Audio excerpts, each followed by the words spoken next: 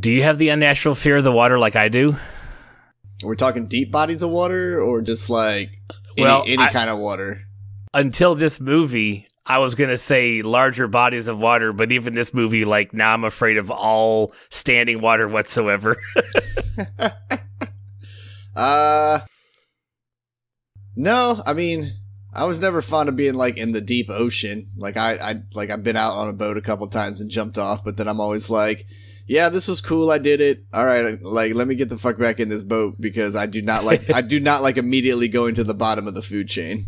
Yeah, no, it definitely drops you down a peg or two when you're just floating like a piece of bait on the top of the water. Yeah, because that's all you can feel like. You can't feel like you're just naturally like, oh man, I'm in the ocean water. Like you just have to go. It's so relaxing. Yeah, like no, it's not. No, you have to be sitting there going, I'm just bait. Like I'm just bait. Like you're just a fancy piece of bait. That's all you are. You may be shiny, you may be colorful, you may be a combination of both. Right? Like you literally are bait. Like given some of these bathing suits, man. Yeah, very true.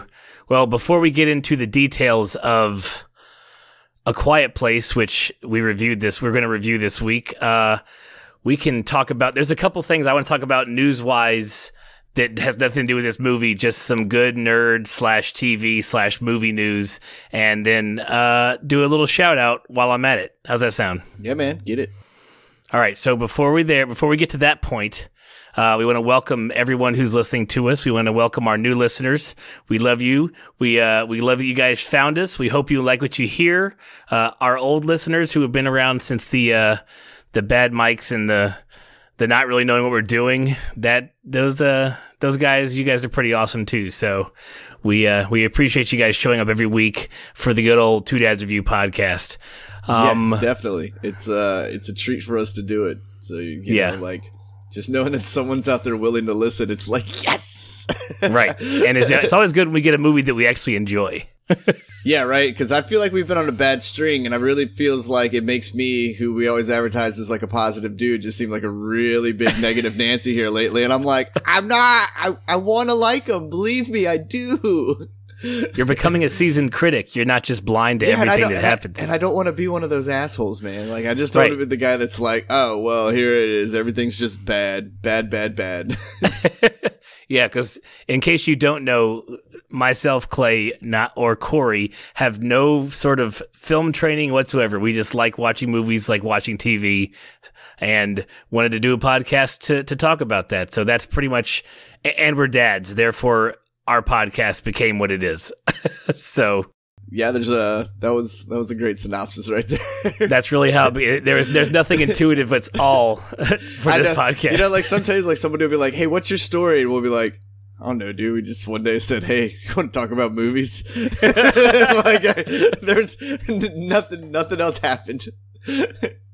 Yeah, and Two Dads is available. Two Dads Review is available on GoDaddy, so I bought it, and that's what we're using. So if there's ever less than Two Dads or more than Two Dads, we're still going to use Two Dads Review. I'm sorry, I'm not paying for another one.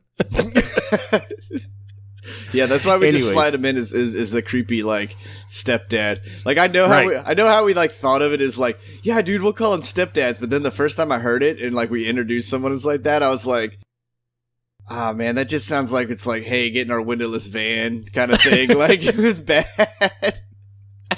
It doesn't matter because it's going to stick. We're going to have to keep doing it, though. We've done it now. So, real quick, you could always find us, like I said, over at twodadsreview.com. That'll take you to our Audio Boom site. From there, you can listen to all of our past and current podcasts. They're all up there. You can also find links to us to Apple Podcasts, Google Play Music, Spotify, Stitcher, TuneIn, and Radio Public. And as always, you can head over to the YouTube channel, also called Two Dads Review. All of these spelled with the word two, not the number two. Yeah, and that's how you find us. We're all over social media at Two Dads Review as well. Holler at us at Twitter. Follow us. Make sure whenever you do choose to subscribe to our, or whenever you choose to listen to us more than once and subscribe, turn on notifications, because like this week, you're going to get 2 in 1 week, or pretty close to 2 in 1 week, just because we got behind, and we're going to do one a week. Whether or not one goes out every week, well, we have one on the schedule every week. That's for damn sure.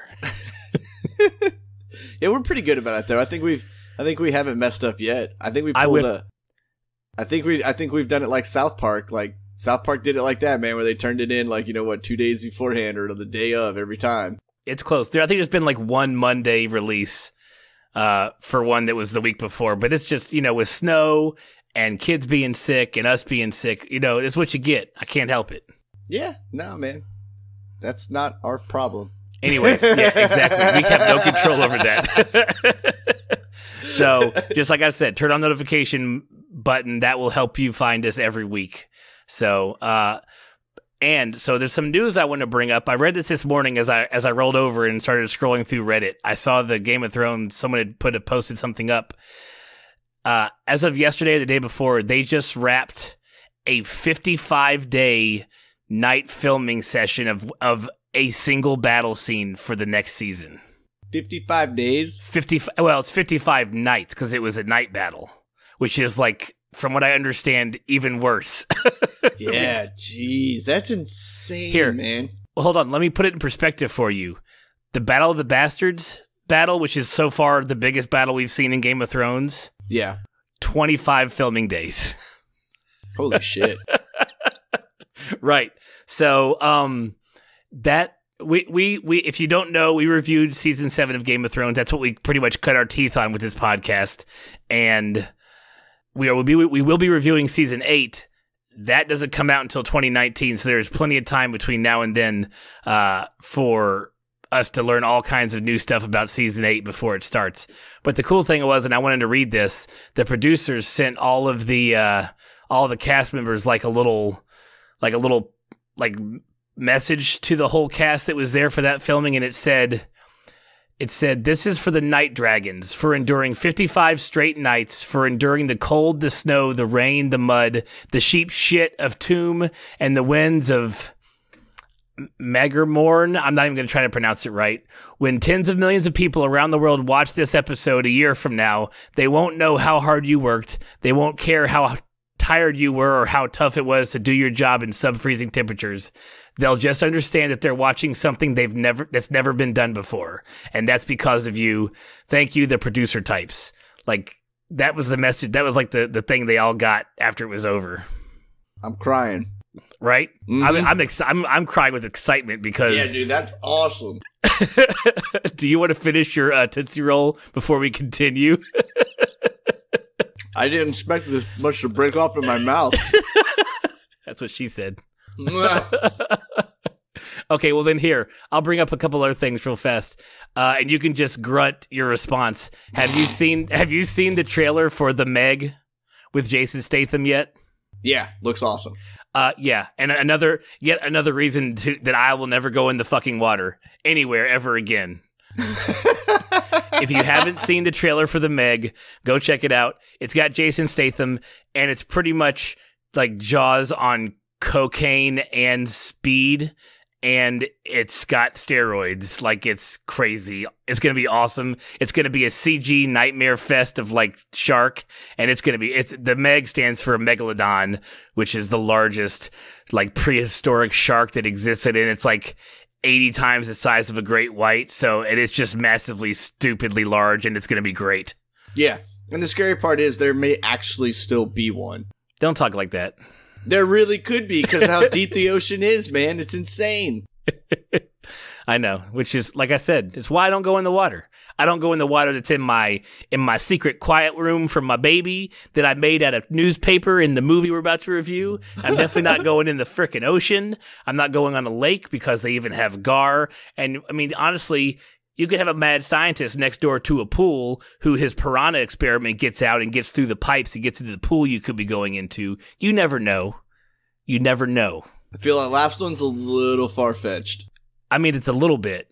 It's not far. It could be far-fetched. I think that's what the whole principle of Piranha 3 Triple D was, or whatever it was. Yep, that's exactly right. what. Got in the pipes, right? Yeah. Yep. So far-fetched or not, it's been done in Hollywood, which means it's kind of have a little bit of truth in it. So. Yeah, like alligators in the sewers of New York and stuff like that. Right. It's just. Nope, that's real too as well. I've seen pictures of that shit. Anyways, and last thing before we get in the movie, I know you guys are chomping at the bit for us to actually review a movie that we enjoy.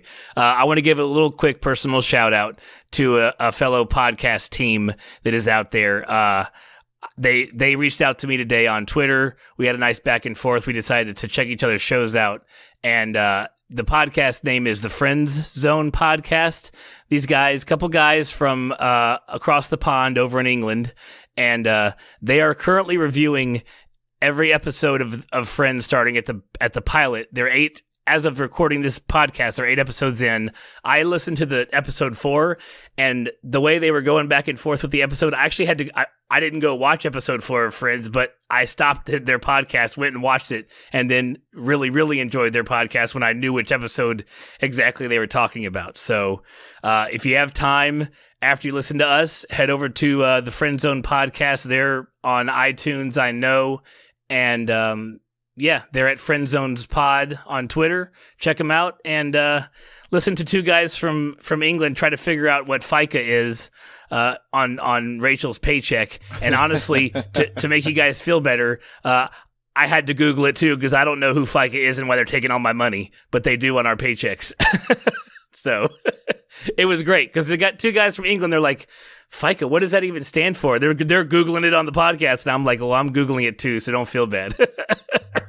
That's great. But yeah, that's awesome. Go check them out. They're good. They're good stuff. They're good people, and they're fellow podcasters just trying to have a good time, just like us. So check them out. So without further ado, A Quiet Place. Shh. Yeah, we should do this in a whisper or in sign language, which would be completely pointless for a podcast. Yeah, right. Like we could just go dead air for the next 2 hours. And then just post it up just to fuck with everybody. Like, what did they do? Like, didn't you see the podcast? It's called A Quiet Place. Go check it out on YouTube. We did in sign language. We're not going to do that, I promise. All right. Directed by and starring John Krasinski, who you guys all know from... He's Jim Halpert in The Office. That was his main breakout role on TV. He was in The Office. And my, oh my, has he changed? Has he changed? Well, I loved him in 13 Hours. He was in 13 Hours. That's when he got all jacked and all SWAT. Well, that's what I'm saying. I mean, he's been this way for a little bit, but I mean, give it up, man. The way to put a beard on and prove that just way to prove that facial hair is the shit. Yeah. Yeah. Cut a little bit of that baby fat off him, man. He got put some muscle on and then grew that beard out and he's like, Sup. How you doing? I could fight monsters a little bit. I mean, just a little bit. Why am I not already in a Marvel movie? Just proving a point here, guys. Hey. True. Actually, speaking of that, because I read the trivia on IMDb, I think it was him. He actually auditioned for the Captain America part back when they were first auditioning and Chris Evans got it. Yeah. And he put on the outfit and he went, I'm not Captain America. Like he's like, I'm not. I'm taking this off. I was like, that's good for you. That's balls, bro. To be like, nope, I'm not Captain America. I see Captain America in my head, and I am not that guy. Yeah, dude. That's better than like Nick Cage putting on Superman and going, I am Superman. You are not Nick Cage. Nick Cage, I love you. I love everything, almost everything you've done in Hollywood. I love Snake Eyes. Snake Eyes is one of my favorite Nick Cage movies of all time. And that's the casino one, right? In the boxing match with the gambling? Yeah. Yep. One of my favorite. I think it's just because I like twists in movies. And there's a nice twist, like when the whole discovery of what happened during the fight, like all that is just so great. And like having it all come to a fruition at the end just makes it for me. I love that movie. And everybody hates on it. Everybody hates on Nick Cage in general. I love Snake Eyes. I'm going to go watch Snake Eyes this week. Nice. There you go.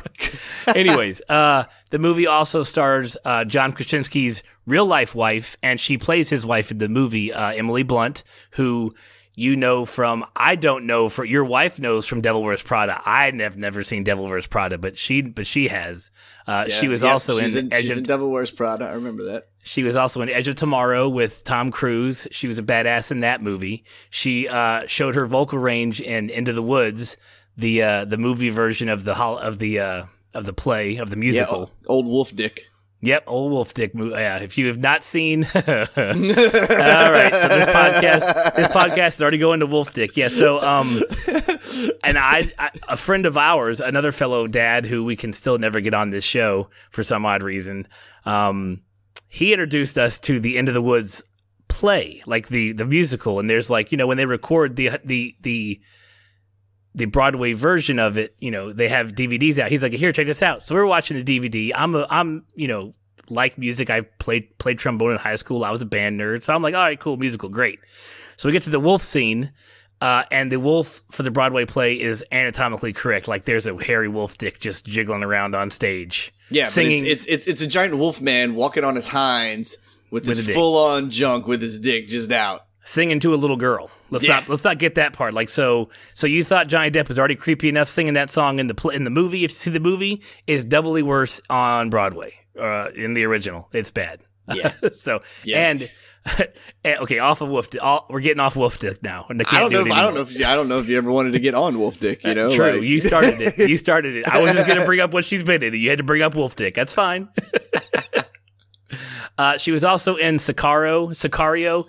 If you have not seen this movie, check it out. In fact, when we were in the theater, when Corey and I went to A Quiet Place together and to see the movie, and they did there was a preview for Sicario 2, whatever the second one's called. It's called something. We're going to review it, I promise you. I hope it's half as good as the first one, because the first one is a suspenseful crazy fest. It's great. She's fantastic in it. Benicio del Toro's in it. Who's the guy who plays Thanos? Jesus Christ. Also plays a hell of a George W. Bush too. Son of a bitch. Why can't I fuck. His dad plays in the TV show Life in Pieces. Oh, man. What's his name? Putting you on the spot. Nolan. No, that's not right. No. That's not right. Oh, because he plays Cable, too. Yeah, he's Cable as well. Josh Brolin. There we go. God Nolan damn. Brolin. I got it rhyming at least. That's good enough, right? This is how much we know about movies. And we if you want a raw review of movies, you're getting it right here, because we don't know shit. No, just literally talking about what we like and telling you like we see it. Yep. Anyway, so to round out the cast, because it's not a very big cast, and in fact it gets small. It gets smaller than it starts real quick. An actress by the name of Millicent Simmons plays their daughter Reagan, who's only been in 2 movies in Hollywood. The first one being Wonderstruck, which I have not seen, but she is actually deaf in real life. She was deaf because of a medication overdose as an infant, so she's been deaf her whole life, pretty practically. John Krasinski argued with the execs like crazy to get an actual deaf actress in here, and she was who was picked for it. And I thought she did a fantastic job. I really can't say she did better than the adults, because both of the adults, like especially Emily Blunt, fucking rocked this movie. Yeah, she did. Yeah, she killed it. I mean, just the ability to portray all of the emotions in this world that they drop us into without saying anything, and only eye movement and certain signs and body movement. It was fantastic. Noah Jupe is the name of the actor that plays Marcus Abbott, the second youngest son, not the youngest son. Only thing else he's been in that's really noticeable is The Titan, which is a Netflix movie, which my wife and I actually watched a couple weeks ago when it came out. Pretty cool movie. It's got the guy from Spartacus. We talked about it a couple weeks ago, I think. Oh yeah, that's right. Yeah, it's got the guy who took up the mantle for Spartacus when what's his name died. Yep. He's in it. It's actually the movie's premise is fantastic, except they don't take you far enough, or they don't whittle it down enough. It's like that. It's in that gray area of like, it's not really sure what it's going to be. Is it a sci-fi? Is it a horror? Is it a drama? It's like a little bit of everything, which Netflix is really good at. Like, it's really good at, but also messes them up when they like do that, because they're like, you have movies that they don't really know what they are. They're a little bit of everything, but they're not enough of anything for anybody to really, really love. Yeah, you know what true. I mean? So, I mean, I would even say Bright almost fell into that same category. While we enjoyed it, it wasn't like, oh, is it going to be this? So why didn't we get this? Couldn't you have done more of this or less of that? Blah, blah, blah. That kind of thing. Yeah. But agree. Yeah, since it's free, you're already paying for Netflix. Go watch Titan. It's pretty good. It's a couple hours. You'll be all right. Don't worry about it. And then I feel like I have to give a shout out. Not a shout out, but I need to list him even if he's the youngest son. Cade Woodward plays Bo Abbott. This is his first movie he's ever been in Hollywood. He has nothing else under his actor credits, and he is the stereotypical case of kids ruin everything. Everything. So, hey, you want to guess? I guess you're looking at for once I sent you the show notes, so I can't even quiz you, but the budget for this movie is a fantastic, simple $17 million. Yeah. I mean, they probably spent $16 million of that in cornmeal for them to walk on.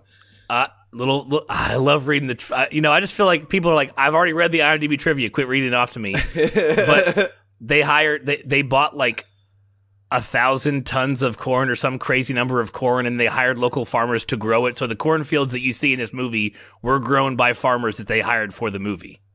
Yeah, that's insane. And I'm guessing the corn in the silo, and I'm going to say that their paths were cornmeal because there wasn't an abundance of sand running around for them just to use. So I'm pretty sure that's just cornmeal ground real nice and quietly. Yeah. Yeah. I mean, it's just, you have plenty of corn. You got all kinds of corn. It's like the Bubba Gump shrimp, just corn. What do you have for dinner tonight? Cornbread, corn pudding. I should have listed off a whole bunch more corn things for my joke, but I just came up with it, so I have no idea. You're like, I got two. That's where it stops. Corn on the cob, sweet butter corn, sweet corn. That's just typed. Yeah. Oh, Jesus, we're the worst. Anyways, it's already grossed over its first weekend $72 million. So, yeah, that's a nice return. That's the best part about, and that's why PG, and that's, so if I'm going to start my gripe early, because there aren't a lot of gripes in this movie, there are some nitpicky stuff. I hate PG-13 horror movies. Yeah, PG-13 can go fuck itself when it comes to horror, man. You should not be allowed to make a horror movie. There should be all movies. It should just tell me what's in your movie. I don't want it to be rated. I wanted to know if there's tits, blood, or you know what I'm saying? Parents are in America will be like, well, there's tits, they can't see it. But if someone's getting decapitated, that's fine. Timmy can go see that. Yeah, that's true. That's the way we roll in America. Where tits are bad, especially nipples. Actually, and it'd probably be more no, Timmy can't go see the decapitated movie, but those are just boobs. I feel like at this point. Not in this country. Mm-mm. Hollywood they have been milking blood and guts forever, but you put boobies in something and everybody loses their mind.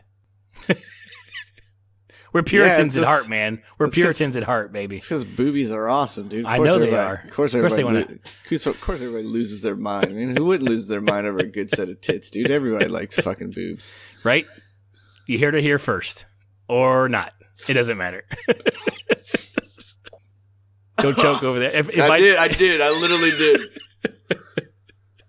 That's all right. When I was watching the episode of Friends for the Friend Zone podcast, I was drinking coffee this morning, and then Phoebe talked, and she said something that was fucking hilarious, and I almost spit it across all four of my monitors. I was like, I'm gonna burn something that's really important with this coffee if I'm not careful.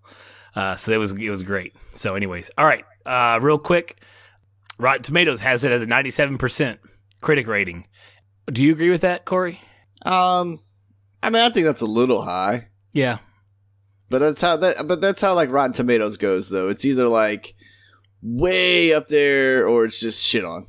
Right. I'm not sure if I've seen if we've reviewed one recently that's been a 75 to 85 range. Yeah, I don't recall a middle ground one either.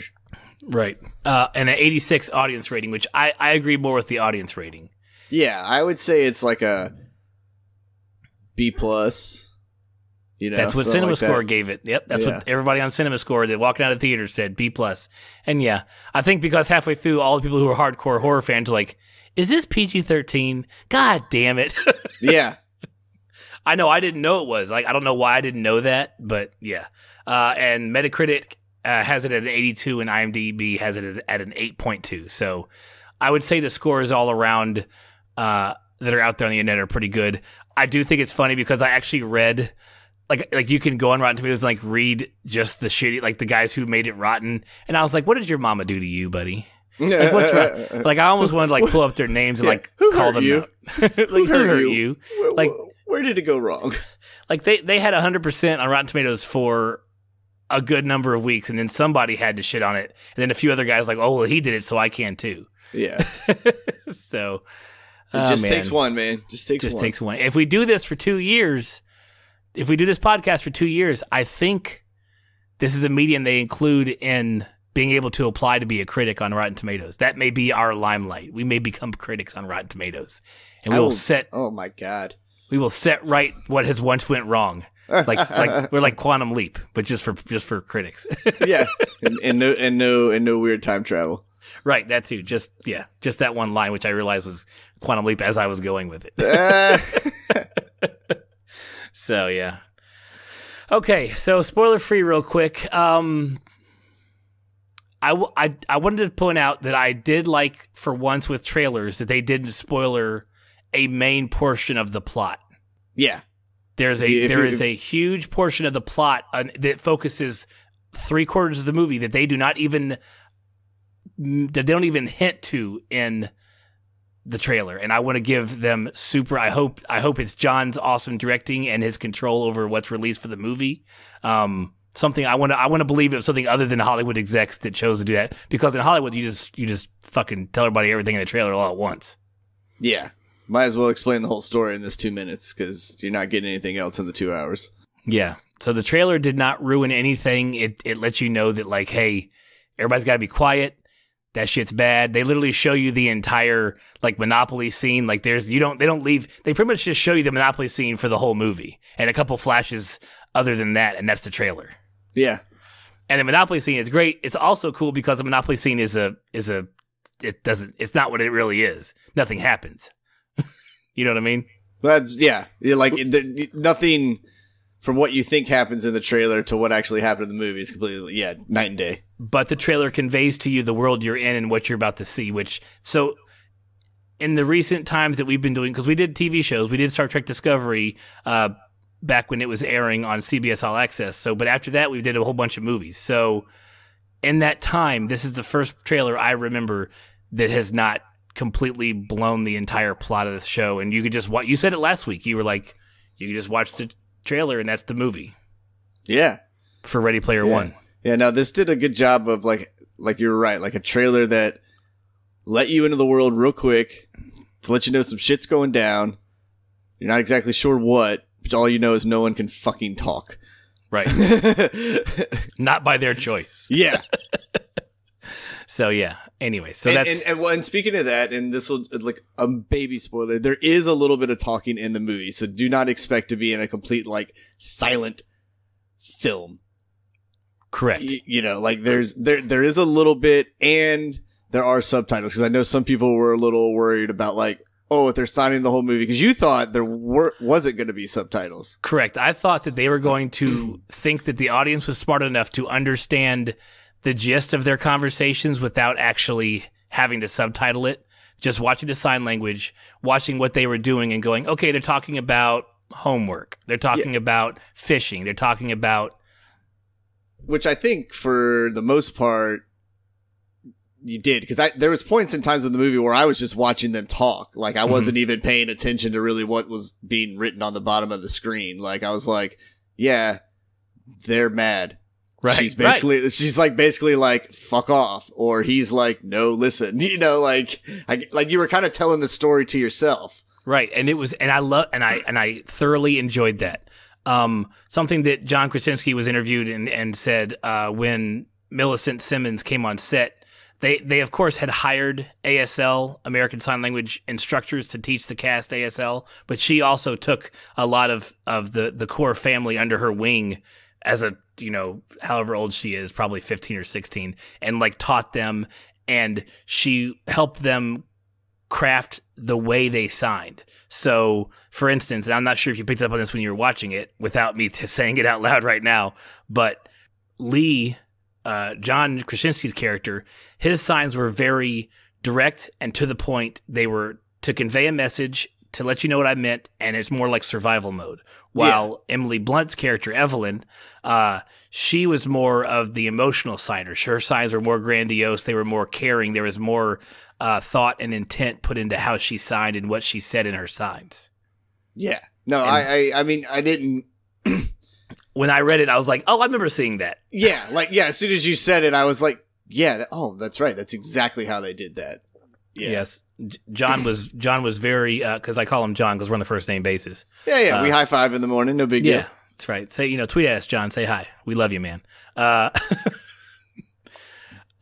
He was just very complimentary to how she came to the set and what she did for everybody else there. So that's I love hearing when like actors do more than just their job. They come and they care about a project enough that they're like, no, let's let me tell you what you need to be like. I know this. I've lived this. This is my life. I'm not just acting this part. You guys are literally coming into my life. Yeah. So that's very cool on her. Very, very cool on her. She did a fantastic job. I can't say that enough. So people who are waiting outside the theater wondering what movie to see, Corey, do they go see this movie in the theater? Yeah, definitely. And the only way you bypass it is if you have your own home theater. 7.1 surround sound home theater. Yeah, because the intricacies of the sounds that go on in this movie, like, it is just, it's mind blowing. Like, it's really cool, and especially if you like actually think about that going in of like, what am I about to listen to? And you actually just kind of try to sit there and hear the environment of like how they're walking, and you're going like, oh man, they broke a twig, or like, and stuff like that. And then and then once that little clue in the movies dropped about like, you can be louder based on your surrounding volumes around you in your environment. So if you're in a really quiet environment, you got to be super quiet, like you can't be louder than the surrounding sounds. Mm-hmm. But it just was kind of like, it kind of puts you in it where you were thinking like, oh shit, dude, if I was walking on that stuff, man, I'd be like tiptoeing and like barely taking it in. They're just walking because they know, like, it's like how well they've already adjusted to the environment that they're in. Mm-hmm. Very true. If this does not at least get some sort of nod for sound design, it will be a shame. Like Hollywood will be a sham, to be honest, because the sound design in this to inflict the terror and the emotion and the suspense that this movie did with very little sound comparatively, a lot of ambient sound, a lot of single noises, a lot of just well-placed just sounds here and there that just drove you up a wall. It was great. If this does not get some sort of nod, some sort of nomination for sound, I'm sure, fucking Ready Player One will get something because it's it's so amazing. No, it's not. This movie's way better. Yeah, no, this movie is definitely better than Ready Player One. Yeah. And it's visually, I would say, almost more appealing because of the way it was filmed. Mm-hmm. Very simple. Very. They just showed you what they wanted to show you, and they didn't go out of the way to make it crazy. They didn't need to. No, but I liked it how like some things would just be kind of like skewed slightly, not like in a weird haze, but like where instead of the person being like in the whole door frame, there was only film from where you like saw like half of the door frame because you're looking at it from both angles of like what they're about to walk into and what they're coming from and stuff like that, so I like the way the movie was shot. Like not that it was doing crazy camera angles or anything like that, but I like the way how the camera moved with them, like when it was following their feet or stuff like that, like it was neat watching the navigation happen. Right. There's a handful of shots where the person in the shot isn't the focus. For instance, and you see it in the trailer, there's a shot when she's walking into the house where there's paint on the floor showing you where the boards don't creak. And so the focus of that shot is the paint, not the person not walking in the paint. So you get like this cool overhead view and you're like, oh, you going to make it? Are you going to step on the right way? And it's like, and you're just watching like, she's going to make it, but you're like, is she going to make it? But I think you're still intrigued by how effortlessly like they move through it. Mm-hmm. Absolutely. Like, and so that just goes to show how long like that they've been in this environment, which also makes you get to the whole first question of like, I think the movie it's just really, really irresponsible people. Yeah. Yeah. Okay. So let's, right. So we're already, okay. We did really good this time, Corey. Like we usually always spoil something. We didn't spoil a shit. Well done, sir. Internet high five right here. Yeah. Okay. So now, if you're waiting to go see the movie or you don't want to get spoiled, stop it right now. Go see this movie. It is great in a theater. If you have a theater that has like one of those you have standard sound, or you have like, you could pay $4 more for like the super ultra mega sound. Go to that theater. It's worth the extra $4. Yeah, if there's theaters showing it in like true 4K, Dolby Digital, and then there's like also some theaters that do like the Dolby, I think it's Atmos. No, Dolby Atmos is at home. It's like the 7.2.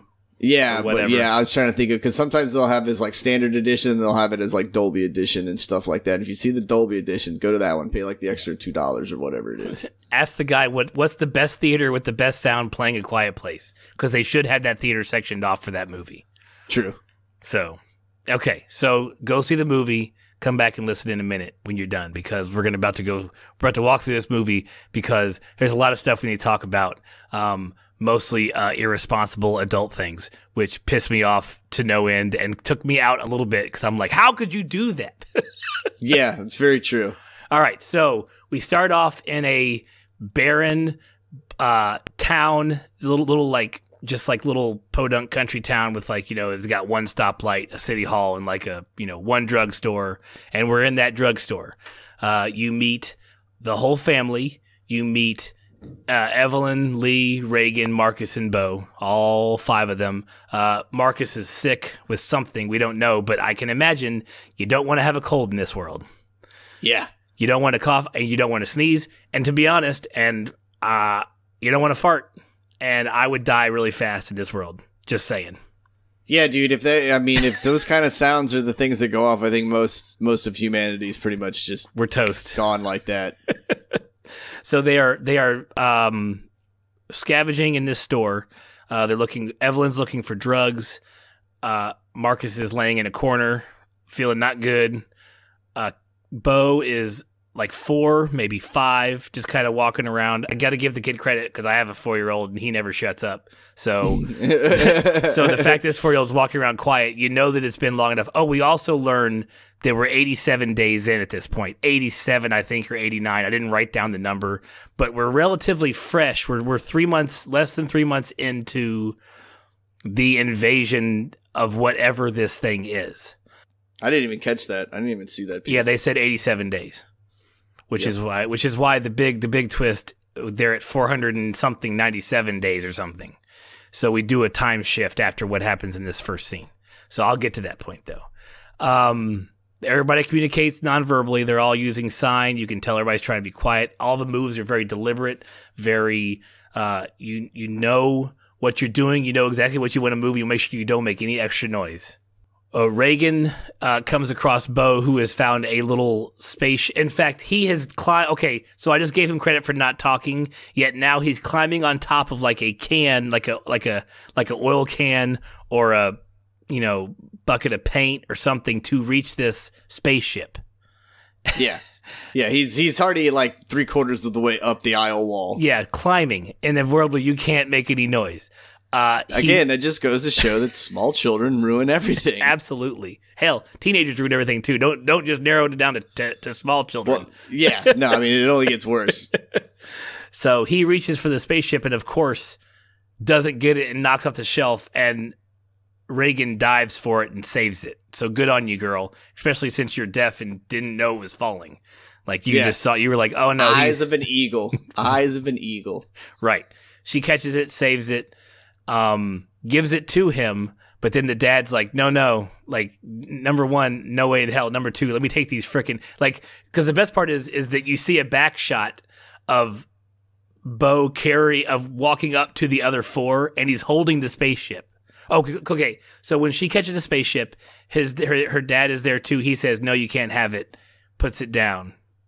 And the boy's like, okay, but then they all go to group up to leave, and then the boy approaches them, and he's holding the spaceship. Well, you see him from behind, and the way the dad looks at him, you would think he was either aiming a loaded firearm at all of them or holding a grenade with the pin in the other hand. Like, the way the dad looks at him. Yeah, I mean, he basically was. He basically was holding a giant grenade of sound. And that's like your first glance at how the movie's going to be. Like, how they're going to portray their emotions.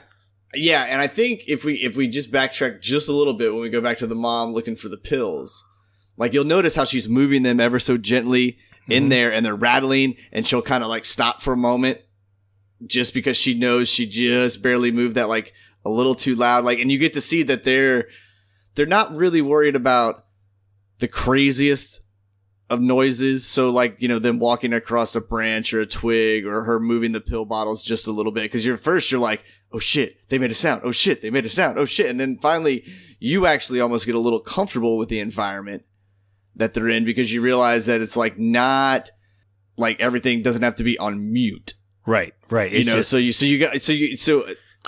eventually get kind of lured into this false sense of security in this environment. And, you know, then you get to see the dad flipping out and you're kind of like, what the fuck's he making that face for?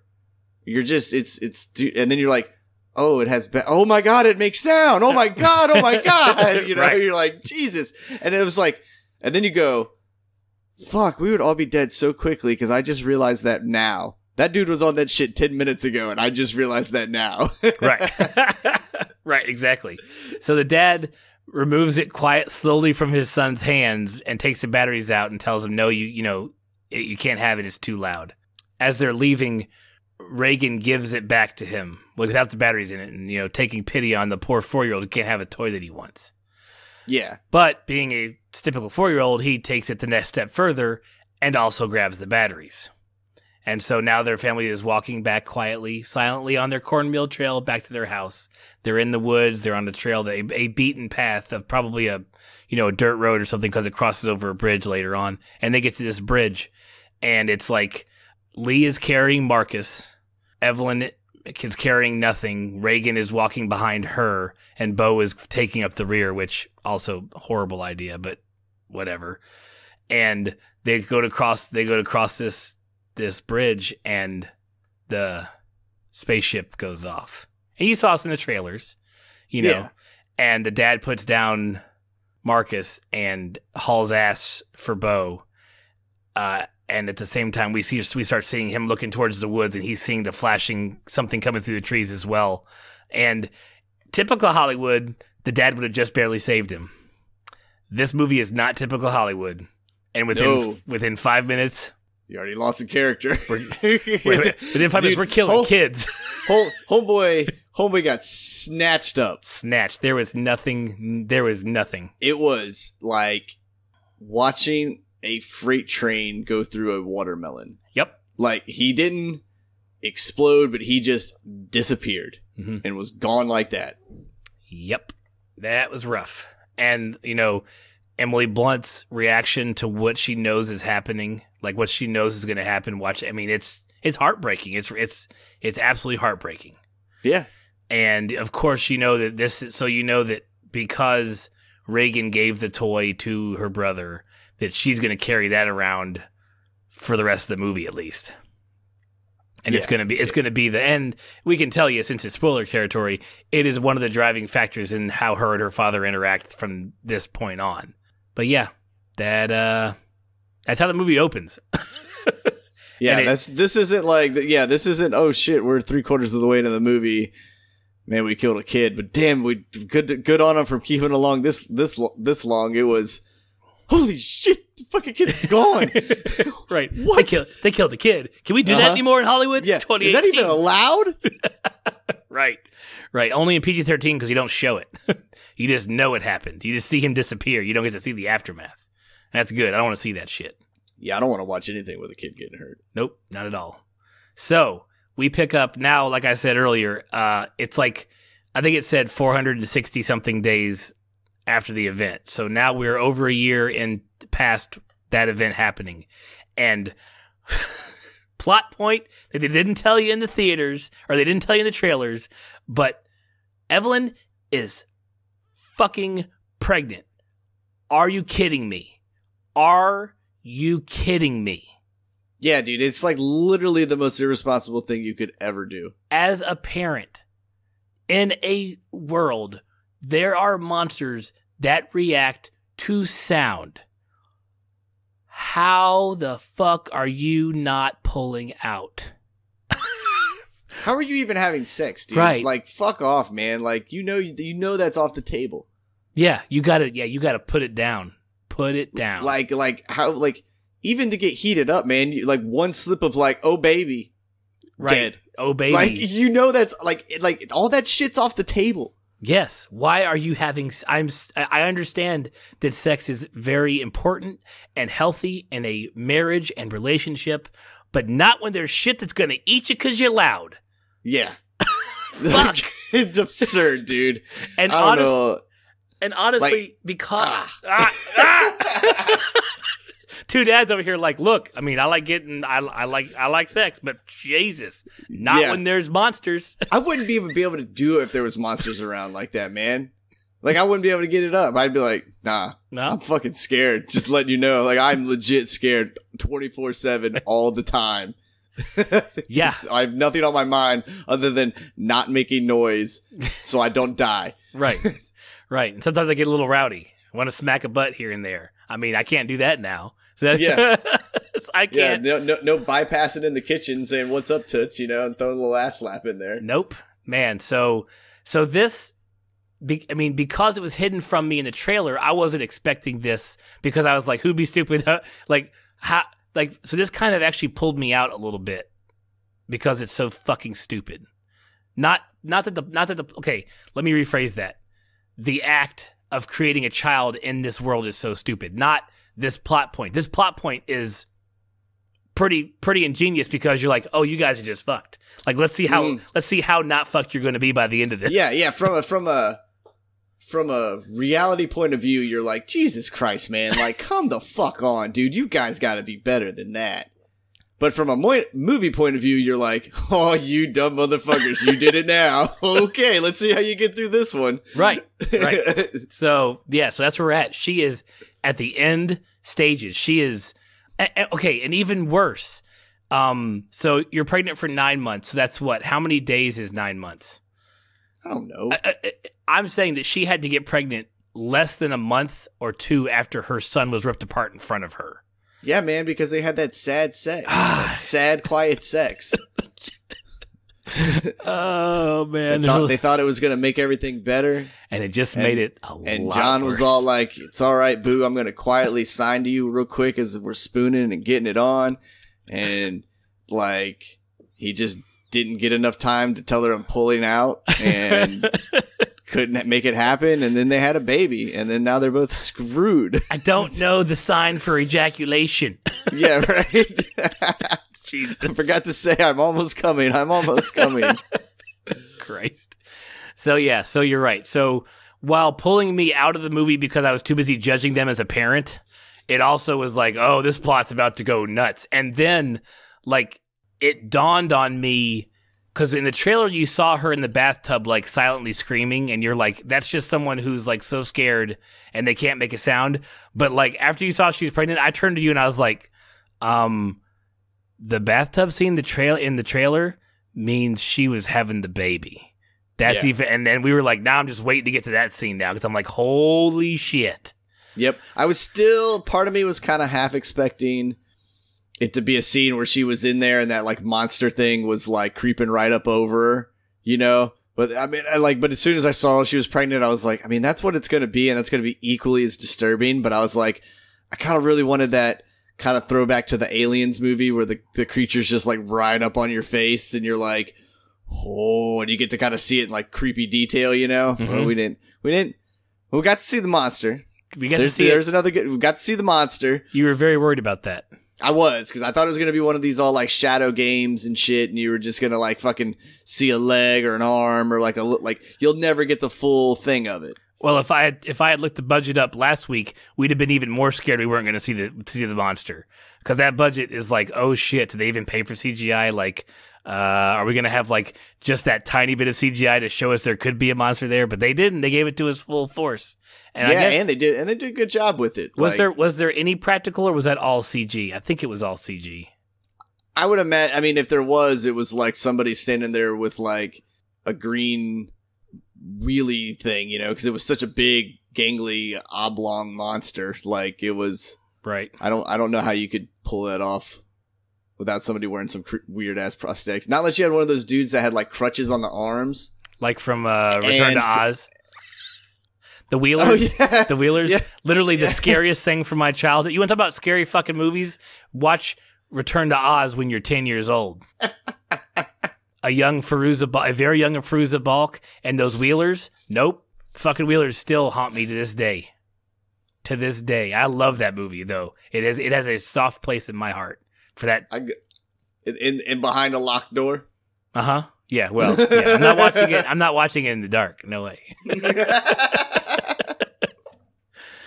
Oh man. Okay, so yeah, so they show us the monster, which is nice, which is not anywhere soon. We don't see it yet. We're just making the point that last week Corey had mentioned that he was really scared. They weren't going to show us the monster at all, but we got to see it.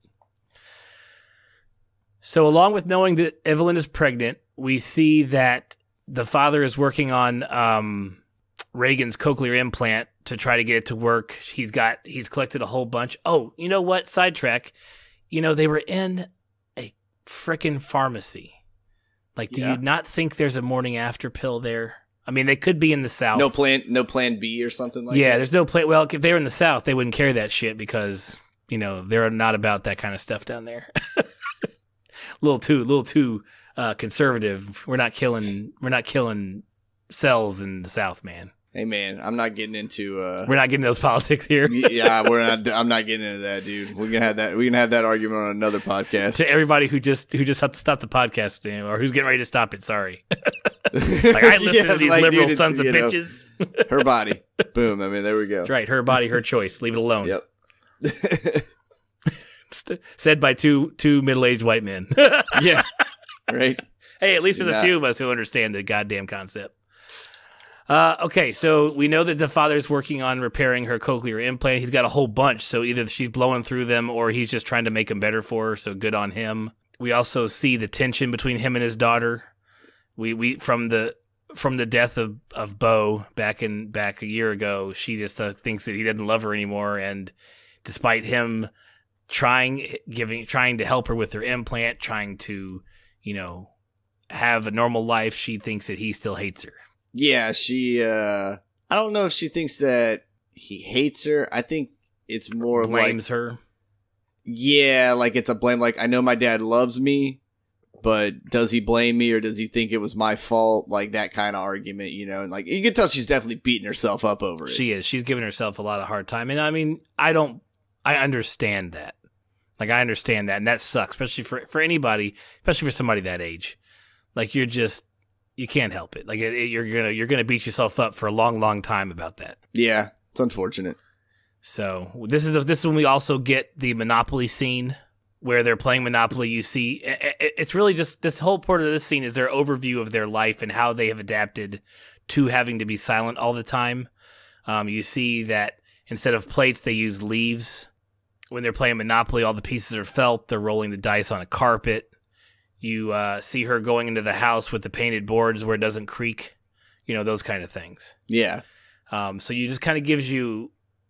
And then you also see, when he's working on the cochlear implant, you see his like war room, like his board of like the stuff I know.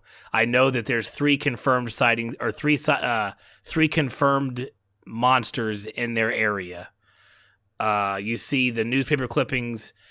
So from the newspaper clippings, it looks like these are aliens. I'm not sure if we can take the newspaper on its word, but they never tell us in the movie. They don't give us an origin story of these things. You just see some newspaper clippings.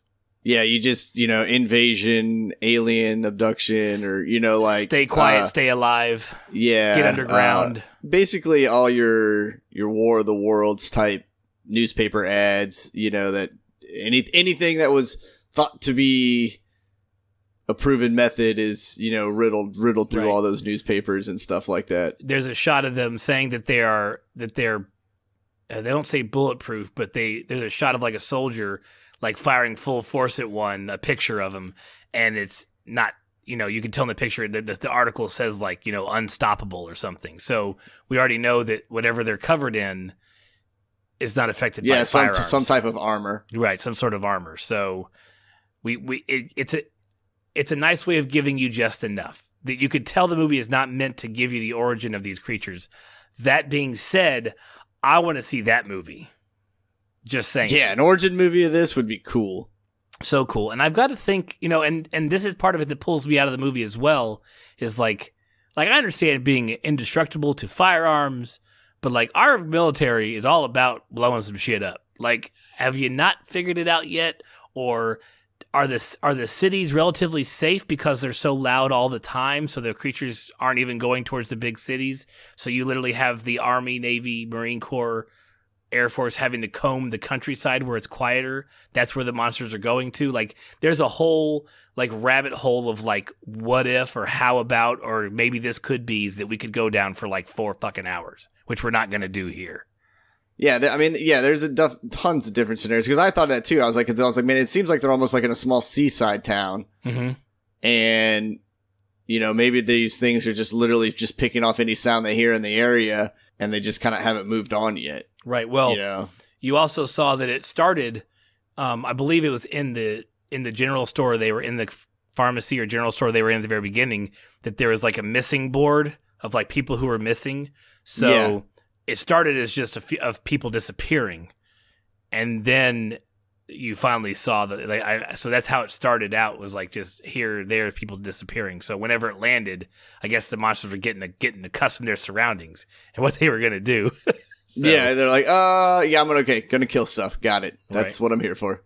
While dropping us into the world, we get the Monopoly scene from the trailer where they're playing all good, and then the son, then Bo's dead. Rest in peace. Marcus knocks over the lantern they're using and crashes it, and it lights a little fire, and the dad has to put it out, and then it's that whole like, nobody move. Do you hear something coming for the house? And of course, at this time, something slams onto the roof, and the dad's like looking for it, and it's just 2 fucking raccoons. And it's like, really raccoons? That's what you tied to jump on my damn roof? Like, and let's not forget, the raccoons made that banging noise. So there's not really any reason they shouldn't have been rushed at the house anyways, to be honest. Yeah, very true. Nitpicking. But the raccoons scurry off, and you get your first jump scare, which I did not appreciate the jump scares in this movie, because I felt they were below this. They were beneath this movie. At least like cheap ones, like the raccoon getting snatched out when it ran away. Like, I'm going to be suspensed enough and on the edge of my seat enough because you have a great story here. I don't need you to be tossing in the jump scares that you did, because you don't have to. This movie's already freaky enough. Yeah. I didn't mind it. Like, I kind of wish it would have been a little more, not just like a giant paw slap like it was. Mm-hmm. Like, I think it would have been cooler if, like, all of a sudden you saw the raccoons and then they were, like, I know, granted, yes, the one raccoon immediately just disappeared, but if they were, like, snatched at a high speed instead of, like, slap, right, and, like, drug off. Right. But did you notice this in the movie, that every time already through this point, like, when we heard stuff through Reagan's ears, it was more muted? Mm-hmm. Yeah, okay. I loved, yes, there was a point where when there's times throughout this movie where they shift to what you would normally hear to what Reagan hears, and it's so well done and so awesome.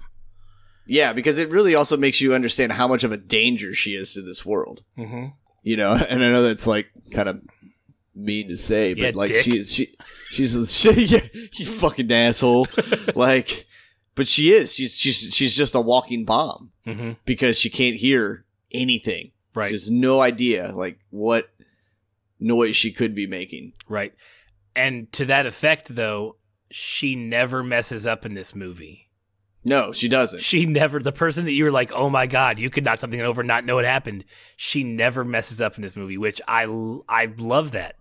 I was like, you are the most turmoiled character in the entire movie because of what happened and you blaming yourself. Yes, the parents are grieving for their lost child, but you are grieving a sibling / it's your fault. I mean, it's your fault. Yeah. It's your fault. Let's not beat around the bush. It's her fault. Her brother's dead. It's her fault, but it's also one of those things like no child should go through. True. It sucks you have to go through it, yes. But the best part is that she never messes up, and she literally is the hero. And they also did a great job where, like, certain scenes where, like, I'm trying to think of one that's, like, closer to the get-go, but where one of the characters that can hears is reacting a certain way, and you can kind of see her have to read their facial expression and their body to realize what's happening. Correct. Right then and there. Yes. Like, that was they did a really good job of that, where it wasn't like, oh, she's deaf, so she's adapted some super abilities. No, she's just a really smart kid adjusting on the fly to her environment, immediately. Right. Based on everything that she's visually seeing and feeling. And to be honest, part of that's probably just how she has to live her everyday life as an actor, as the actress herself has to do that anyways. I mean, no, that's how her everyday life is. I mean, it's very eye-opening because, once you realize that she's a little bomb and you're like, holy shit, but yet she's navigating through this thing at such great lengths and ease. You're just more, the more and more I think about it, the more and more I'm marveled at it. Right. Like, God damn, that's fucking insane. Are you kidding me? Like, Jesus Christ. To coin good nerd terms, she's rolling 20s all day long in this movie. Yes, seriously. Her D20 is just hitting 20 every time she has to roll for something, man. She's got it. Okay, so we have the environment set. We know where everybody's at. We know their routine. We know how things work. The father goes to take the son to show him where he gets the fish, how he fishes. Because it's good. You got to teach him, because if he goes in a heartbeat, you got to feed the family. And mom's going to have this baby that we irresponsibly conceived. So you got to take care of that screaming thing too. So we also see, before I go to the next scenes, we also see them papering, like paper macheing almost. They're just pasting layers upon layers of newspapers to the wall in the basement of their house. And that's on the ceiling. It's everywhere. There's all kinds of padding. And then you see the, what'd you tweet about? The baby coffin? Yeah, the baby coffin. They literally have an oxygen tank with a little tiny baby mask that you will put on the baby and then trap the baby in a coffin that is sealed, that is soundproof, so you can't hear the baby screaming, because babies fucking cry. Yep. Irresponsible parents. I judge you. I judge you make-believe parents, John Krasinski and Emily Blunt. So you know they're just setting you up for, holy shit, at some point we're going to be using this soundproof room with a screaming baby in it and monsters outside. So yeah, it sets it up. So it's such a great job of setting up the world that we are now in and the routines that we do and what everybody goes through on a day-to-day basis. Fabulous. Yeah, you are totally engrossed in the environment at this point. And totally not moving in your seat and not breathing, and you're like waiting for every little sound that may happen. It is great. It really brought me into it. I was sucked right in. Yeah, that to me is what makes a good movie. You can even be a bad story, not like it's a bad story, but like just something that I don't really want to like listen or watch or do it. But if you get me engrossed in the environment, like I'll suffer through it. You know what I'm saying? Like I'll go, oh man, I really don't want to watch this. Oh man, all right, I'm fucking watching it. Yep, okay, shit, we're doing this. Like I'm here. Right.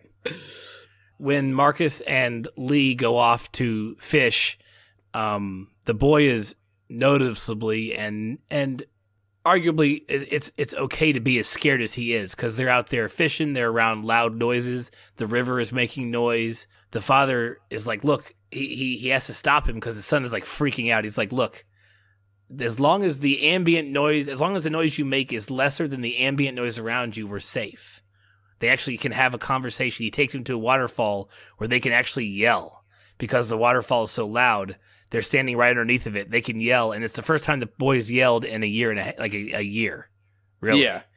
So, and during this time, Marcus tells his dad, he's like, Reagan blames herself. Like, you have got to ensure her that you love her, because she does not think you do. She thinks you hate her and hate everything about her because of what she did. So, yeah. So good on you, 10-year-old. Way to go, buddy. Way to have an adult conversation with your dad, who we know is horribly irresponsible because he got his wife pregnant. Just gonna keep nitpicking at that one. It is, man. I'm going the whole time. And then, so that's where the boy and the father are at. The other 2.5 are back at the farm. the mother is doing laundry quietly, and she's dragging something up the stairs quietly, and it gets hung on something, and she reacts. Okay, number one, this also bugged me. Another nitpick. That's how I react when something doesn't go where I want it to go. I just yank it till it happens, and I usually break whatever I'm yanking on. You know what I'm saying? Like, it's like, you aren't going to do what I want you to do, then I'm going to break you because I'm a guy, and that's what guys do. Yeah, but I mean, I think that's everyone's reaction is initially pull it, and then she's also a woman, so her initial reaction after is probably like, let me think this through, where ours is just like, yank harder. Right. Right. Yank but harder. She did a guy thing, and she yanked it. It came loose, and she just kept on going. But what it did was pull a nail that you didn't know was there at first. Like, this part is like, this is just, look, we love finding minor nitpicks, and I'll take it. Like, how did you not know that nail was there before? How was it not like something like maybe you never touched it because you couldn't bang on it, but. Well, I think that nail actually had a gray mark painted around it. So yeah. It was one. How did you paint the gray mark and go, oh, by the way, on this step you've been going over for a year, there's a nail that's laying down in it. So if something ever, I don't know, hangs near this stair, maybe it grabbed the nail, but then we wouldn't have our whole plot point of later on what happens. Because as soon as a nail is pulled to an upright position, you know what's going to happen. Yeah. It's someone's stepping on it. Right. Which, by the way, the monster should have stepped on it a few times. Just want to put that out there. Like when the shit starts hitting the fan, I'm like, I guess your armor wasn't bothered by it, but damn it. Well, I feel like if the armor wasn't bothered by it, then it should have meant it, right? Yeah, right. But that was after she'd already stepped on it, so it didn't matter. Yeah, touche. Yeah. Okay.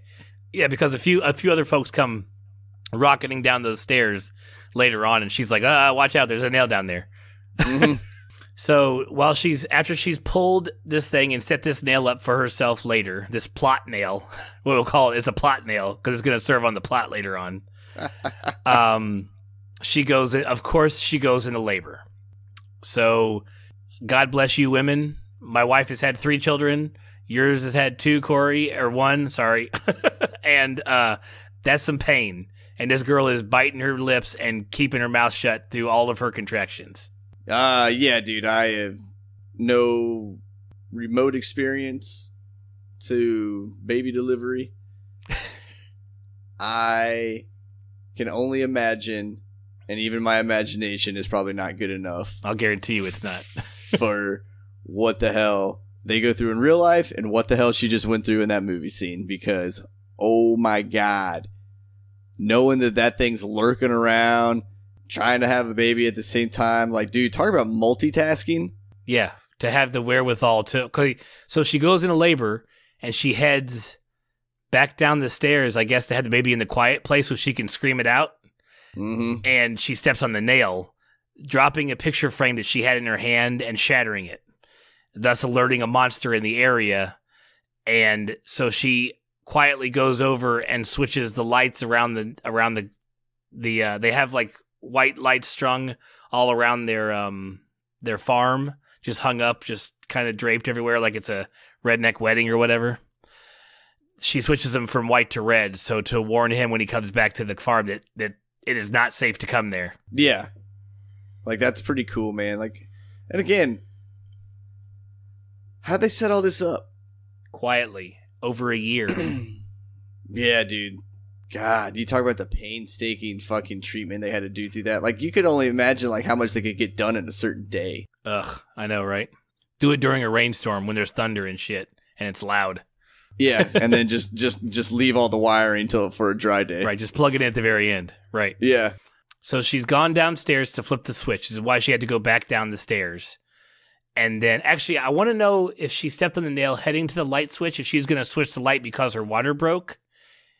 And that she was going to give, I don't know, but she does a good. I think the red lights are pregnancy lights. Well, I think they're a little bit of like shit. Something's wrong because he doesn't he doesn't necessarily hesitate as much as because he sends him right to the fireworks to distract him. So they're danger lights. It just happens to be pregnancy this time. You know, she's alerted the creature because she dropped the. Yeah. You know. Okay. It's probably danger because he sends the boy to go distract him with the rockets. the fireworks. True. Okay. During this time, while the mom's in labor, the daughter has gone to the youngest brother's place where he died and is like communing with him, with, you know, his grave. So she's not there at the farm when this is happening. So the mom doesn't know where she's at, but she's not thinking about her right now. She is like, I turned the red lights on. I'm going back to my bathtub. I'm having this baby. We're gonna get shit done. So anyway, so we said earlier the father is coming back that evening late with Marcus, with the boy, and he sees the red lights are on. He goes, okay. He's like, I need you to be strong. I need you to do what we got to do. You got to go do. You got to do the rocket. Got to do the rocket. So the boy's like, I can do it, Dad, and he takes off. The mother has been avoiding the monster, but the monster's kind of working its way through the house as it gets, and then the father like hauls ass to the house. Well, yeah, because she tricked the monster with the egg timer. She did. She was in the basement, turned the lights to red, and then the monster made its way to the basement. She hid behind the water heater and set an egg timer further off in the area, and then the monster was attracted by it, and she's able to make her way upstairs. So good on her. Yep. She did good. She's good at it for not having to do it, or at least not that we know of. Yeah, I mean, unless that was planned out like a what if scenario, man, that was a good on the fly thinking. Right. That's probably one of the things you have laying around like, oh, we could use, because she got an egg timer. I was like, what the fuck do you do that for? And then I was like, oh, it's like a grenade. It's like a grenade. You just chuck it off in the distance. Yeah. Plus, that hiding place comes into play later on, behind the water heater. Yeah. Because that room where the lights are is the work room. It's not the silent room. It's a different room. Because that room is negated later on, but they go back to the bottom room. Anyways, she's not in the silent room. She's in the work room, is where the light switch was. Yeah, basically the man cave area. The man cave area, right. Yeah, because that's where John Krasinski worked on all his shit and everything. Correct. So Evelyn makes it back to the bathtub where she's going to have the baby. The boy...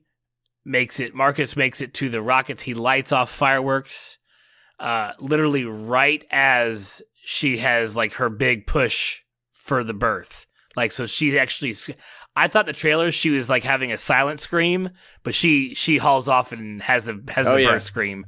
She has a bloody murder scream. Right. But at least the rockets are going off and they distract the monster well enough that she is not found. The father is hightailing it to the house. Reagan, who's at her brother's grave, sees the fireworks. She hauls ass to the house. The boy sets his rockets off and then heads off. He sees something or hears something like in the corn. It's like he takes off like running like scared and then like knocks himself out on like a big giant tractor tire. Yeah. Well, I think he was being chased by one of the monsters. Yeah, so he was but he didn't get got. And then he had enough wherewithal to get up and like climb underneath the tractor for jump scare number 2 of the chip movie. That was pointless. Yeah. So Reagan runs in. She sees the flashlight through the reeds, like through the corn. She goes towards it, and then like her brother grabs her hand, and I would fucking scream. I'm sorry. So why would you do that? I would like. I know she's deaf, but like, you know, move your hand out slowly or something. Shit, don't just grab her. Mm-hmm. Yeah, dude, that was such a like from under the bed moment. Right. That's for us, the audience, to make us jump like a bunch of babies, which we all did. Yeah. But it was like, come on, you guys are better than this. I'm already tense. We're good. Like, just build that tension the whole time. What the movie would have been like if they had built the tension without the dumb jump scares and you were just tense the entire movie. I feel like I would have loved it even more. Yeah, I mean, like, again, I didn't mind the jump scares because like the jump scares to me were like shit that would actually happen and like could actually happen in real life. Like, you know, yeah, the raccoon one was kind of cheesy, but again, that's still introduction to the monster, so the monster's gonna, I mean, unless the monster just has some epic intro, which it did, you know, but it was at such a blistering pace, like, it's always going to be something like that. We didn't hit that one part from when the father's walking back to the house with the boy, the old man. Did we go, has that already happened? It was on their way back to the farm. We're on the way out, dude. It's nighttime in our story. But okay, so let's step back because the two dads, you know, we may take notes, but we forgot that. So on the way back from their fishing trip. Oh, yeah. I just totally thought it was later. I just thought we hadn't got to it yet. They stumble across, like, they're just walking, and then all of a sudden, an old man stands up out of the woods. And the father stops and he's looking at him and he looks down and you can see that there's an old woman who's eviscerated at the guy's feet. And the dad looks at him and he does the old shush motion. There's about 800 shush motions in this movie, which was great. But he tells the old man, he's like, he doesn't tell him, but he's like, I have my son here. Just let me get by here, please. Yeah. And he does it. The old man curls up his crazy lips and screams, literally committing suicide because his wife is dead. And I understand, that's emotional too. And so he's given up. He doesn't have anything else to live for. But now John snatches his son and heads off. Lee hides in a tree while the monster attacks the old man. Yeah, that's right. Damn. That was a cool scene. We saw that in the trailer too, though. You knew it was going to happen. Yeah. But it was still a good scene, though. It was pretty emotional. There's a lot of good... I was always wondering why that guy was screaming in the trailer. Yeah, I knew he was getting ate up, but I was always wondering, that guy's committing suicide. Right. What the fuck's he doing? What has led you to this? And now I understand. You're not just some crazy old man. You've lost your wife, so that sucks, man. Sorry, bro. Yeah. Don't want to ever be there. Don't want to be there. That's right. Okay, that was a while back. We wanted to make sure we covered it because it was a cool little scene. Reagan has met up with Lucas. Is that his name? Am I saying Lucas? Marcus. Evelyn has met up with Marcus.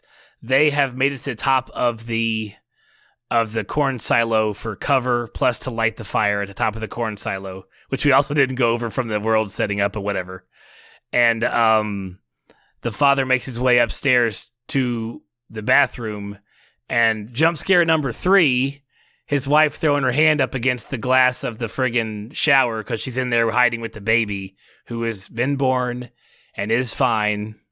So we're glad that happened. Your horrible miscalculation during sexy time once is okay. Thank goodness. Now get the baby to the basement, to the silent place. Yeah, get the baby to the baby coffin. Right. And I know she's just finished labor. She's horribly exhausted. The baby starts making some noise. I'm like, put a tit in his mouth. Put a tit in the baby. It will shut the baby up. Put a tit in his mouth. That's what you were doing? Yes, in the movie. I was trying not to yell. I think I may have even mentioned it to Mouse, to your wife. I was like, just put a tit in his mouth. He will shut up. Oh my God, that's so funny. I'm like, you guys are literally making this harder than it actually is. Now, I know there's all kinds of stuff about whether they're going to latch, but you know what? It's monster time. Give it a shot. Don't just rush faster because they literally make it to the basement as the monster is tracking the sound, and they cover it with their mattress, and then they're in the basement. They put the baby in the little soundproof coffin without feeding it a damn thing, put the oxygen mask on it, lock it in the coffin, and then hope that they don't get heard. Man, I like the way you just lean back in your chair you motherfuckers. Messiness, you just messed it all. It's all your fault. Yeah, dude, the baby thing I think was a little bit of overkill for the movie. Yeah. It almost didn't need to be there. Because it's there's just no way a baby would survive. No. That kind of situation is just bad juju all around. Yeah. Just 0% chance. Unless you went completely underground and soundproof. Right. Another nitpick real quick. So when when Reagan is first arriving back from running from the grave, when she's arriving back to the cornfields, she knelt down to pick up her other brother's something he had dropped, and the monster comes out of the trees. This is one of the times where it goes silent in what she hears. One of the times you were talking about, it goes silent. Yeah. And you see that her cochlear implant starts screeching in her ear, but you also see the monster react. So this is our hint as to their weakness, because up until this point they haven't found a weakness on these animals, on these aliens or whatever. Yeah. So I didn't mention that, but we've already hit that. So we know oh shit, she can, sound waves are going to affect these things. You find the right frequency and you can mess them up. Okay. I was with you. I thought you were trying to explain to me why they were.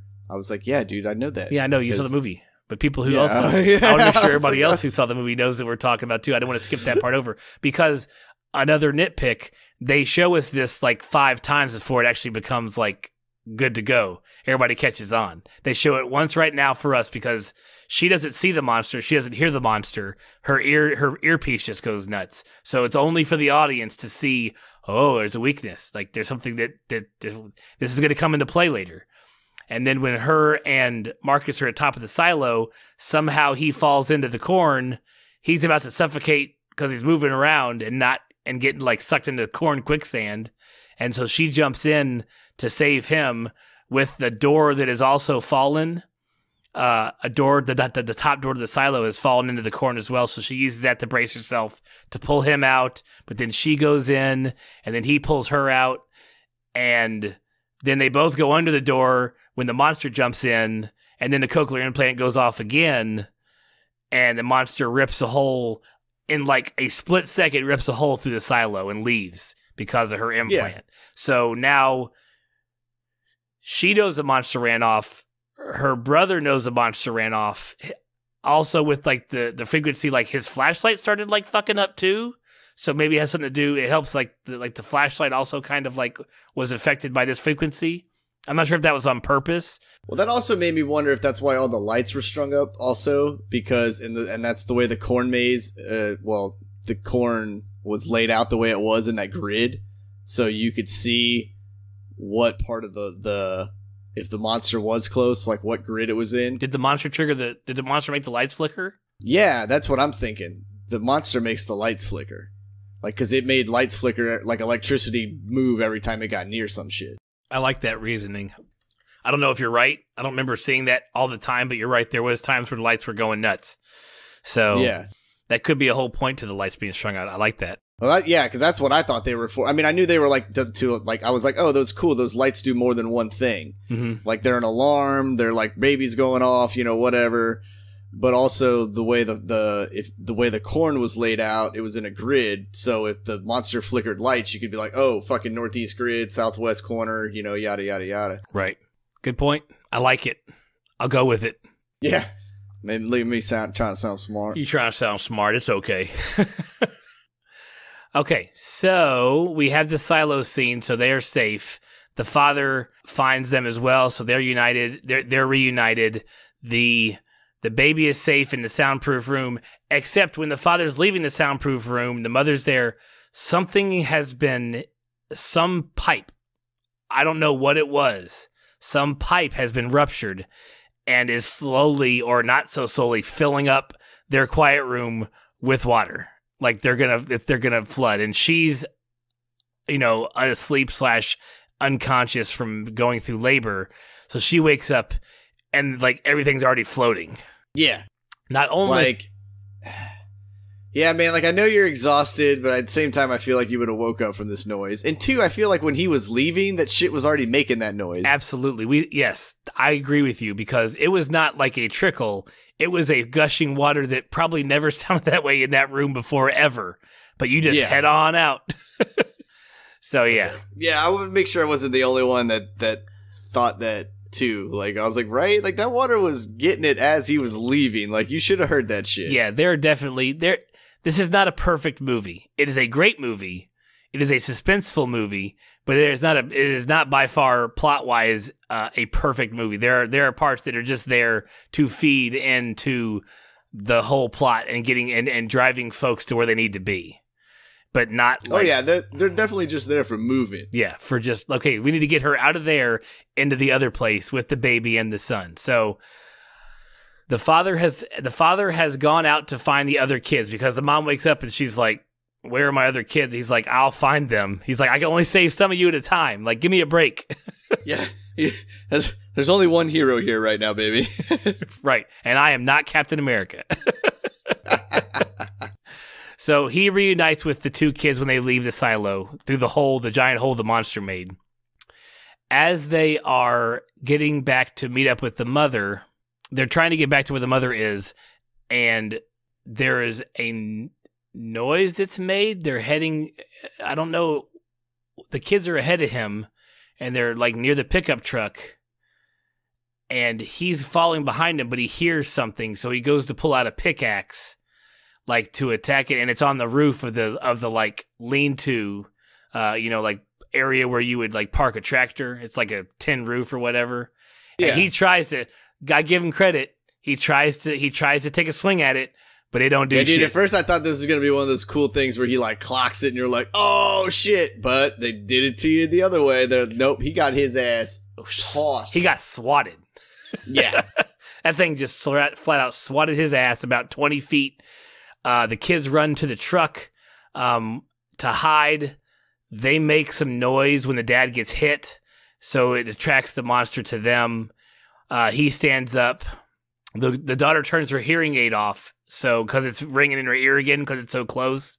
So the monster is definitely like going to town. Now, this, I guess we talked about this before we started recording, but I guess the truck is made of a lot more sturdy steel than the silo was. So he doesn't tear through the truck like a tin can right away. It takes it some time to beat on the truck for a little bit. That was that's just good old classic American steel right there, brother. There you go. Anybody listening who's not in America, it's just a good old American steel, making that truck all powerful from aliens. Yeah. So yeah, dude, fucking 8 miles to the gallon or whatever, but it will withstand an alien. By God, it'll take on an alien attack. Mm-hmm. Yep. So the father, Reagan, is looking at him through the rear window of the truck, and he signs to her, "I love you. I've always loved you," and then he screams. Yep. And the monster hears it and then just beelines it and fucking holds down turbo and John Krasinski becomes only the director. Yes. Yeah, he's no more. You, sir, are no more starring in this movie now. So the kids are able to put the truck, they pull the e-brake off, like they take it off, and the truck coasts down to the house. It was kind of like their getaway from that area to the other area, like a quiet way to move between the two if you had to. It was definitely set there for a reason. They reunite with their grieving mother, who watched all this through the security footage. Because, side note, how is there still power? It's been a year. Are the power plants still running? Are they noisy enough the monsters don't attack? I don't even want to go that way, but there are definitely a lot of, outside of this bubble of this family that we've seen, like there's a lot of stuff I don't understand. Like they didn't explain to us. Yeah, because it's not like they got generators running everywhere. Correct. Because those would get annihilated in a matter of seconds. Correct. There'd be no way you're refilling that shit. Yeah. Too loud. Well, I wonder if it's because they mess with electricity, if like they can't get near the electrical power plants and shit like that. Possibly. I mean, they don't tell us. We don't know. We can speculate all day. And I mean, long. I guess one of those things could self-run for a year at least. Maybe they're one of those areas that has like, windmill power or something that just keeps on. Yeah, maybe they got some other alternative energy. Who knows? But yeah, we don't know that. But electricity plays a pivotal role in this whole movie, so it wasn't like they couldn't not have it. Yeah. So the mother and son and daughter reunite, grieving, of course, over their father's recent demise.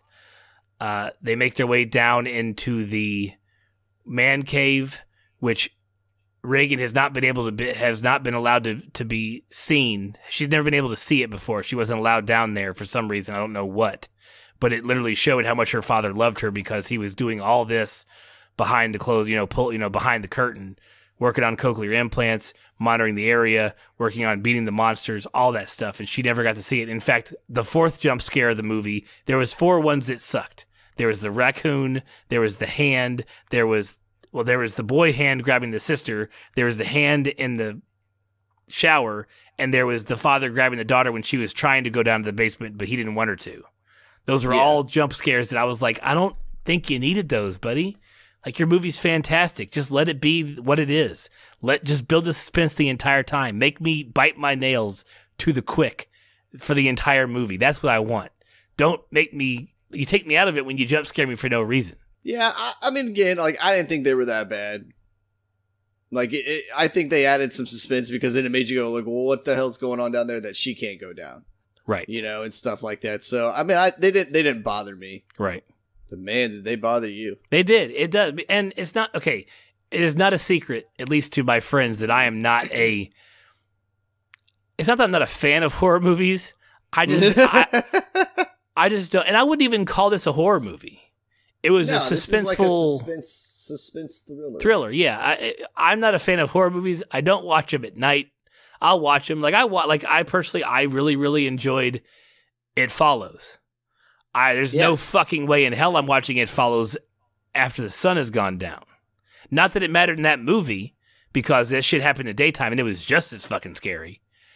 Like, that movie's great. That is a fantastic horror movie. Also, it was a suspenseful slash. I mean, there was just episodes of they should stop calling them horror and they should call them. There should be a whole other genre just called terror. Like, because I wouldn't call It Follows a horror movie. I would call it a terror movie because it literally terrorizes you. Like, you are literally freaking the fuck out for an hour and a half. Yeah, but I think that falls under the horror category. Yeah, it's such a. I mean, but.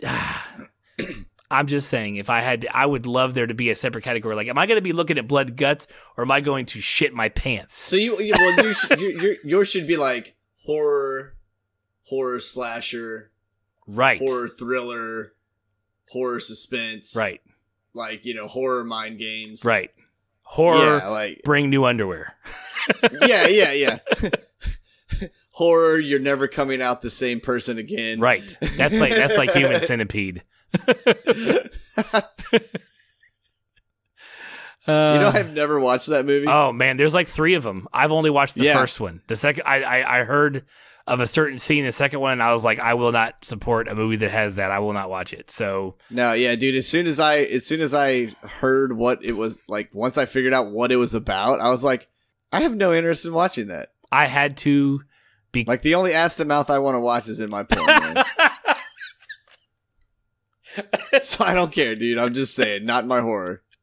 Oh man, it's bad too. I mean, being on the front of the centipede's not bad. The rest of it's really the shits. It really is. I mean, literally. Ugh. I mean, badoom, like the shits. It's gross. Yeah.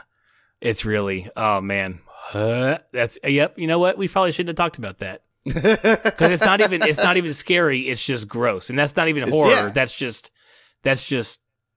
Somebody who just came up with such like an off the wall concept and was like, okay, I'm going to put a mad doctor behind it or whatever. And somehow it caught on. And somehow they made 3 of them. Yeah. Right. It's insane. Anyways, do not watch that movie. That's not worth it. Don't give that guy your money. Don't give that guy your views. Fuck that guy who made that movie. Stupid shit. Fuck you, Hollywood. Oh, Jesus. Okay. Where are we? Okay, we're at the final. We're at the boss fight, okay? So, mom, baby, son, and daughter are all in the man cave. Dad's dead. Bo's dead a long time ago. Baby's starting to get a little fussy because, shit's going down. The son's got the baby. He's meeting his baby brother for the first time. He's hiding behind the water heater spot where the mom hid earlier. And the mom has her shotgun with her shells, like she's going to do something with it. But hey, might as well have it. And the daughter's there as well. The monster makes its way downstairs into the man cave. Her cochlear implant starts freaking out again. Everybody puts it all together. They're like, oh shit. And so like I think you and I are both like fucking turn it up to 11, crank it up like yeah. So just fucking crank that bitch up, man. Blow all their brains. Right? Do it. I thought it was gonna end up being like Mars Attacks, like where you got it loud enough, like you got it at the right frequency, the whole head exploded. Yeah, dude, that's what I thought was gonna happen as well. So what? Like, or it's just gonna cripple it so bad that like it just kind of like slowly died. Right. But that's not what happened. But the daughter puts it all together. She rips her implant off, puts it up against the radio, and then feeds the frequency through the speakers in the room, thus amplifying it. It makes the monster's movable head plates that were its armor go out far enough that it exposes it for a nice shotgun blast to the face by Emily Blunt's character, by Evelyn, and she puts that thing down. Fucking down. Yeah. Hard. She blasted it, and the only thing that kind of pisses me off about that is like, okay, so now the shotgun went off. We get to see that all the other monsters come storming. The other 2 in the area. We see the remember he said there was 3? Yeah, 2? So there was confirmed 3. Now, was the other 2, or was that the same 2 we were seeing go across multiple monitors? Mm-hmm. Or was that they like were hauling 5? Ass. No, that was them moving across. Those are the same 2. Okay. Yeah, okay, because at first I thought it was like, oh shit, they thought there was 3, but there's really 5. Right. And like I saw the smirk the mother and daughter gave each other, like, ooh, we figured it out. We'll just shotgun blast these bastards out of here. And I was like, yo, that's five really pissed off things coming in. You think they're going to line up for you? yeah, right? Like, they're not just going to be in a nice row. Yeah, don't get me wrong. You already got to fight one off. You got to fight two. That's going to be rough as it is. But yeah, the daughter, she turns the mic to the outside and cranks it all the way up and broadcasts it. And the mother, like, it would only have been even better if she had, like, Arnold Schwarzenegger cocked it, like one hand, like jerking the friggin'. If she had done that, I may have stood up and started clapping, like yeah, there you go.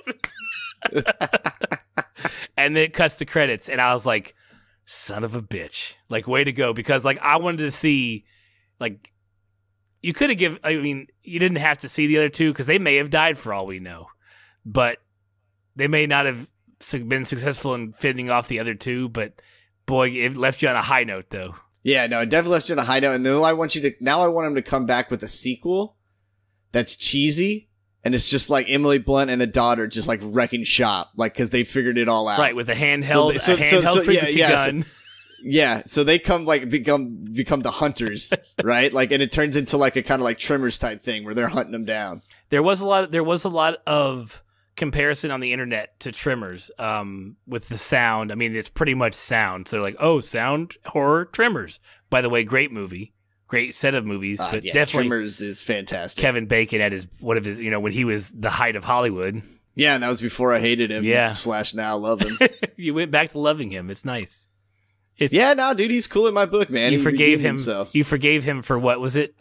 Sleepers. You just can't go act in a movie like Sleepers and pretend to rape children and be okay in my book, right? Man. Like, if that fucking thing would have came across my nose as an actor, I'd have just fucking sent it right back.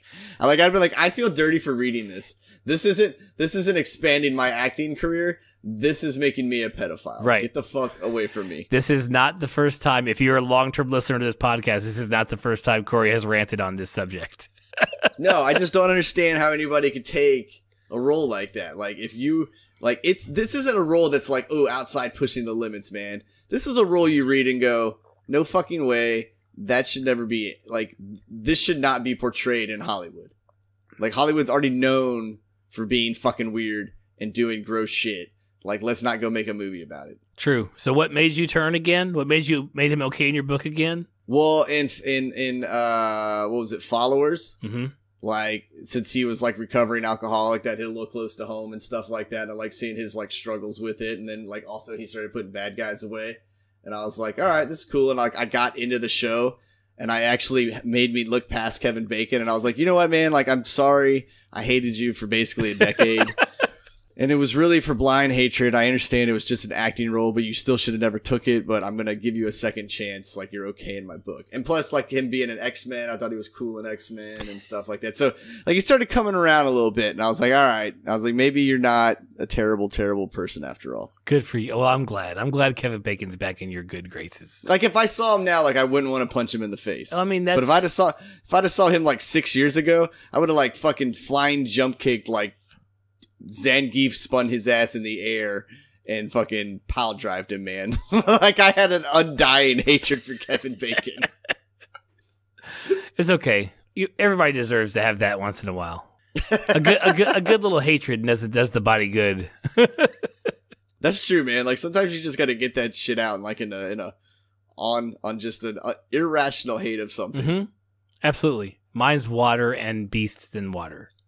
Which, by the way, we didn't even bring up, like you and I sitting next to each other in the movie theater, when the soundproof room is flooding, a monster gets down there. And slips this is probably the creepiest part of the whole fucking movie. It slips itself, because the lights are dim. It's like red lighting a little bit. The room's all water. The baby's in the crib floating around, and the monster slips. Like, she wakes up in the bed, she gets out, she stands up, but then the monster's on the other side of the room, and it slips into the water, and you and I both... Yeah, dude, and the way that thing fucking just slinks into it, man, like, it doesn't, like... It's not like it's this weird... Okay, the best way to describe it is, you know when you stand on the edge of the pool, and you get down into, like, an egg shape, and you just kind of teeter over? But, like, when we do it, we make, like, a splash, mm-hmm. Right? This thing was, like, so agile enough and bendy enough that, like, it was basically... creeping down on all fours, and you'll understand, like, it walks with like its elbows out and everything, and then it it curled up and just kind of rolled to the side and just slipped into the water without any fucking cracks or any. It just whoop, no. It disappeared under the water. There was no bloop noise. There was no nothing. Like it was creepy as fuck. What you're looking for is that it was comfortable in the water. That's what's most horrifying, is when you're like, I'm a human. I can't breathe in this. I'm just in it. But that thing was like, no, I can do this. Right into the water. Yeah. Yeah, like it was just fucking second nature. Right. You're like, and it didn't hesitate. So fuck me. It's bad. So that was definitely, there were some good, okay. So that. That scene actually made me tweet during the movie. Like, oh shit, like, get out of here. Right. Fuck that. I mean, we were in the back, so don't feel bad. Don't get mad at us. Don't be screaming at us in your cars or wherever you listen to us. We were in the back row, so no one could see our screens. We had them turned all the way down. Like, we were tweeting a little bit during the movie. My tweet was, for a world bathed in silence, there are a lot of things on shelves. Which I was amazed at all the objects that they were using and where they were placed, that they could fall with the wrong motion at any time. Like, I would just have a bunch of shit on the floor. Yeah, dude. Like, I mean, I guess it was one of those things where like everything happens so quickly, you just don't fucking touch it, right? Mm-hmm. You know, like, and you just leave things and you just learn to walk around, adjust the way. I think this was almost one of those like freeze tag moments. Like everything in the world just was like put on hold. Right. It's where it was. We're not touching it. And you just had to adjust to it. Right. Exactly. So. Like, oh, that old light pole fell down 6 days ago. It's just, all right, we're going to have to learn how to fucking walk around that shit now. Yeah.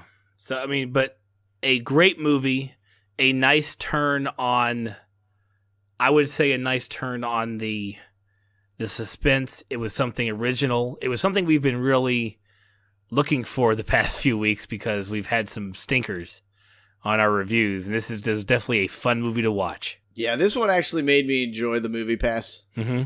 You know, like, I know, like, sometimes I'm like, oh, thank God I have the Movie Pass. But I'm like, this time I was like, fuck yeah, Movie Pass. Like, way to get me up into this sweet-ass movie. Like, $10 well spent. $10. Like that. We were at an AMC. I think that thing was like $16 a ticket at night. Well, I'm just saying. Well, I'm like, true. Movie Pass paid for itself. Yep. Yeah, and like this time it wasn't coming out feeling like, oh, thank God I didn't have to waste money on this. This was like, hells yeah, I got into a sweet movie for free, basically. Thanks, at Movie Pass. Feel free to reach out to us again. I feel like we're like begging them every podcast. Like, we love you. Please please sponsor us. Hey, look, man, if I got to do some weird shit for Movie Pass, you know, we'll discuss it. We'll see what's up. All right, but if you get a tweet, if you get a DM from someone who's like movie_pass and they want nudes, it's not Movie Pass. I'll guarantee you that. I'm looking for that verified check. I want to, you know. Okay, so final thoughts. Go ahead. We've kind of been summing it up. We kind of been doing that right now, but anything else you want to put in? No, it was a great movie. 1 to 100. What's your score? I'd give it an 88. I want to give it a 90. But I think that overlooks some of the details that just kind of made you do a WTF in your head. Right. And so I kind of ding it for that. But like, enjoyable movie. Great movie. You can go see this with your kids. You can go see this with your girlfriend. You can go see this with your boyfriend. It's a couples movie. It's a married people's movie. Like, I don't think there's any real group of people that wouldn't like this. Even horror people. And even people who are like, I don't really know if I like spooky stuff, will like this because it's not creepy in a way. You know what I'm saying? Like, it doesn't make you feel gross. Right. And it doesn't make you feel creepy. It makes you feel like I felt like I had to survive when watching that movie. Like, that's how it made me feel, was like, I'm in survival mode, which I think it's much different than being in a horror movie where you're like, oh shit, I'm in terrified movie. But if some motherfucker crept around the corner like me, you know, I'd be able to handle my shit. Nah, dude, if that guy looked the way that guy looked and he crept around the corner, you would either, 1, have a heart attack, 2, shit yourself. Let's be fucking honest. Both. Like, yeah, or both. Like, you're not that much of a badass. Right. Yeah, agreed. There was, so I'm going to give it an 85. I had a few nitpicks. Mostly they were tiny ones. There are 4 jump scares that I did not think the movie needed. If they had not had those 4, if they had been more realistic, like, what if there was only like 2? I'd give it a 90. I'd give it a 90. Is it just because of the number? Yeah. Too many of them? There was just, it just got to be, you have a movie that is 90 minutes long, and there are 4 jump scares that are not plot worthy. So you're talking, hey Google, what's 90 divided by 4? The answer is 22.5. Every 22 minutes, there's a jump scare that doesn't need to be there. And honestly, they crammed those 4 in way less than the last 20 minutes of the movie. So you're talking like every 15 minutes, there's a jump scare that's just literally there to make the audience jump. And I, if you have a shit horror movie that you're trying to do that to, and you want the audience to freak out, and you want to have the test audience reactions where you show them during your trailer the reactions of the audience reacting to the movie they're watching, like that's when you need those. This plot was solid. This universe, I want to know more about this universe. So you don't need. Yeah, I mean, well, they also left it open to have like sequels and prequels. I'm just saying you have such a strong plot that you do not need these jump scares. I'm scared enough. I'm terrorized enough. I am suspenseful enough watching just what's happening between these characters and the monsters that I don't need. I'll take monsters snatching somebody out of nowhere. I'll even take the raccoon. I'll give you the raccoon. But the other 3 are all human interactions that are not needed. Yeah, that's all. That's why I give it an 85 and not into the 90s range. John Krasinski, this is like his 4th or 3rd directorial movie he's directed. Well done, sir. I cannot wait to see what you do next. If you pick your movies like you pick this one, you have got a long and storied career, and probably could have done Ready Player One a shit ton better than Steven Spielberg. I said it. I'm sorry. Steven Spielberg shit the bed on that movie. I'm not letting it go. Go back and listen to last week's episode. It is not the masterpiece that everybody says it is. Yeah, man. I told you it was going to be a subpar movie. Yep. Piss me off because I hate when you're right. Hate it. That being said, my name is Clay. I am one half of the Two Dads Review podcast. I thank you all who have stayed to this point in the podcast. For all those who dropped off before us, don't tell them that this happens, but we love you guys here the most who listen to the whole thing. So yeah, you guys get all the sweet buttery loving at the end. Like this is for all the people who stick it out. You know, anybody else that gives up midway through, unless the people who come back to it because we told them to go pause the fucking podcast earlier and actually go watch the movie and come back to it, which still means you stuck it out for this part and you left and came back. So you know what? We love you a little bit more. Doubly love you. Right. So thank you as always. Next week, in fact, it is Tuesday.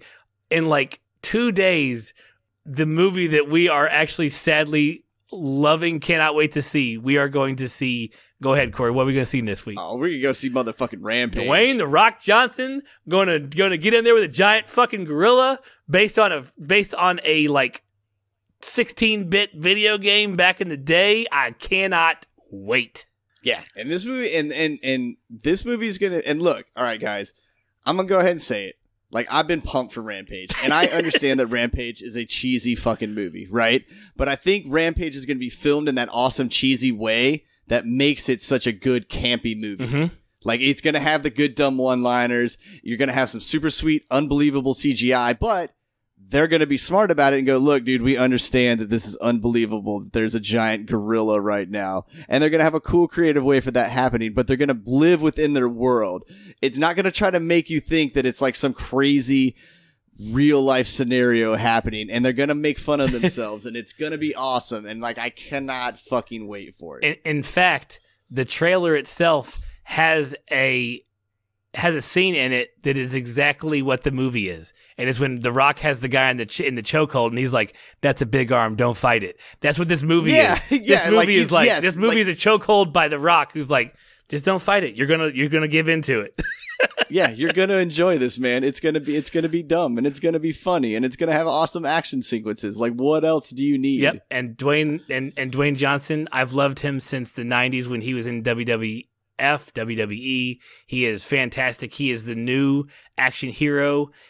He's made it through his like kids movies when his children were younger. He didn't want to make anything they couldn't see. So Tooth Fairy's done. Now he's making all the good action movies, and I am enjoying his career immensely. Yeah, no, and plus, dude, the guy, like, I feel like the guy puts out what he gives in.